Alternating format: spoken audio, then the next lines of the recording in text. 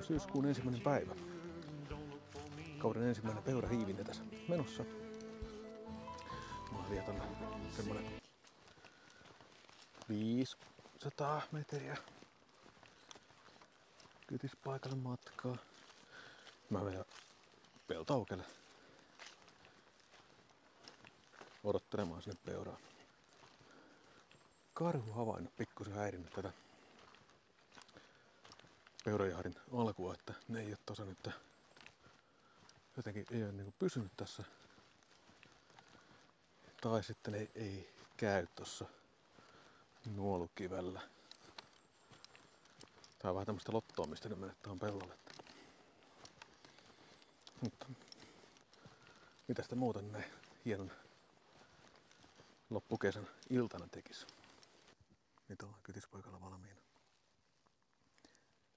Näyttää vähän siltä, että lykkää itomoisen sumun tähän peltoon heti kun alkaa jäähtymään. Hirves selän takaa kuuluu rapinaa. Tuolla on 2 hirveä. No, ehkä 60 metrin päässä.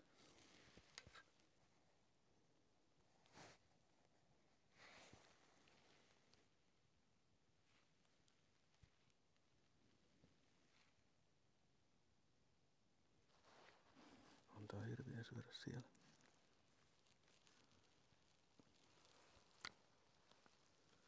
Katsotaan, tuossa peura tältä puolipakalta. Tai tuolta. Ne joskus kulkee tosta keskeltä. Ennen huomas, mutta sieltä lähdetään kohta. Ei mä rupes kuuntelemaan.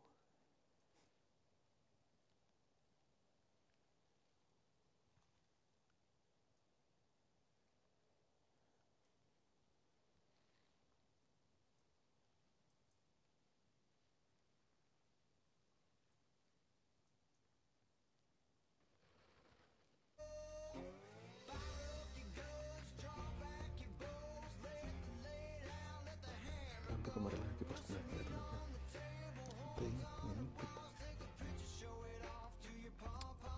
Tämä ensimmäinen peurakytisjakso päättyy tähän. Jatketaan taas muita harjoituksia mahdollisesti tässä hyvin lähiaikoina jo uutta peurakytistä.